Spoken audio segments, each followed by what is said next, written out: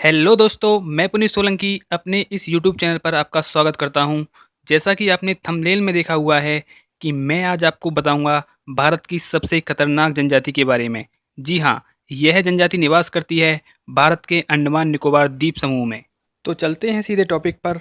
दोस्तों, अगर आपको बताया जाए कि भारत में एक ऐसी भी जगह है जहां किसी के भी जाने पर पूरी तरह से रोक है, तो शायद आपको हैरानी होगी। यह किंग कांग फिल्म के स्किल आइलैंड की तरह है, जहां से वापस आना नामुमकिन माना जाता है। दोस्तों, क्या आप कभी अंडमान निकोबार घूमने गए हैं? अगर हाँ, तो शायद अंडमान निकोबार के इस सबसे खूबसूरत आइलैंड को नहीं देखा होगा। भारत घूमने आया एक अमेरिकी नागरिक वहां गया और आइलैंड के लोगों ने कथित रूप से उसकी हत्या कर दी। बताया जाता है कि ये सभी हत्यारे सेंटिनेलिस जनजातीय समुदाय से हैं। इस खतरनाक आइलैंड का नाम है सेंटिनल आइलैंड। सेंटिनल द्वीप में रहने वाली सेंटिनेलिस जनजाति काफ़ी खतरनाक मानी जाती है। दोस्तों, उत्तरी सेंटिनल आइलैंड आसमान से देखने पर एक सामान्य द्वीप की तरह एकदम शांत दिखता है, हरा भरा और खूबसूरत नजर आता है।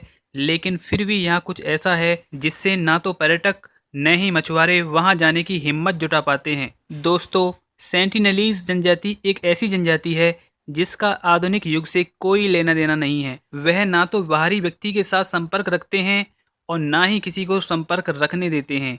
जब भी उनका सामना किसी बाहरी व्यक्ति से होता है तो वो हिंसक हो उठते हैं और घातक हमले करते हैं। साल 2006 में कुछ मछुआरे गलती से इस आइलैंड पर पहुंच गए थे। इससे पहले कि वे कुछ समझ पाते, उन्हें अपनी जान गंवानी पड़ी।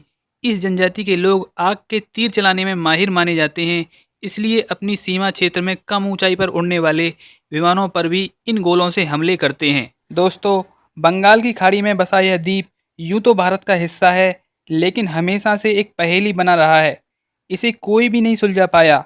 ऐसा माना जाता है कि इस जनजाति का अस्तित्व 60,000 वर्ष पुराना है, लेकिन वर्तमान में इस जनजाति की संख्या कितनी है, यह अभी सामने नहीं आया है। एक अनुमान के अनुसार इस जनजाति से संबंधित लोगों की संख्या कुछ दर्जन से लेकर 100-200 तक हो सकती है। दोस्तों, यह लोग किसी भी प्रकार के बाहरी हस्तक्षेप को बर्दाश्त नहीं करते, इसलिए इनके बारे में कोई भी पुख्ता जानकारी, जैसे इनके रीति रिवाज, इनकी भाषा, इनका रहन सहन आदि की जानकारी किसी को नहीं है। साल 2004 में आई भयंकर सुनामी के बाद अंडमान द्वीप तबाह हो गए थे। यह आइलैंड भी अंडमान द्वीपों की श्रृंखला का ही हिस्सा है, लेकिन सुनामी का इस जनजाति के जीवन पर क्या प्रभाव पड़ा, ये बात अभी कोई नहीं जान पाया। सुनामी के बाद भारतीय तटरक्षक दल ने वहां जाने का प्रयास किया तो इन लोगों ने हेलीकॉप्टरों पर तीरों से हमले किए, जिसके बाद वहां पहुंचने के प्रयास रोक दिए गए।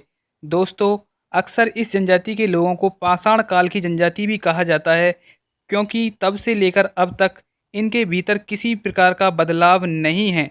शायद इसी वजह से इनके भीतर ग्रहणशीलता की कमी और बाहरी दुनिया से दूरी रखने का स्वभाव है। यह जनजाति विश्व की सबसे ज़्यादा खतरनाक और बेहद अलग थलग रहने वाली जनजाति है। इतना ही नहीं, यह एकमात्र ऐसी जनजाति है जिसके जीवन या अंदरूनी मामलों में भारत सरकार भी दखल नहीं देती है। तो दोस्तों, भारत में मौत के टापू की यह जानकारी आपको कैसी लगी, ज़रूर कमेंट करके बताएं। और ऐसी ही इंटरेस्टिंग वीडियो देखने के लिए मेरे इस चैनल को सब्सक्राइब करें और आने वाली वीडियो को सबसे पहले देखने के लिए बेल आइकन ज़रूर दबाएं। धन्यवाद।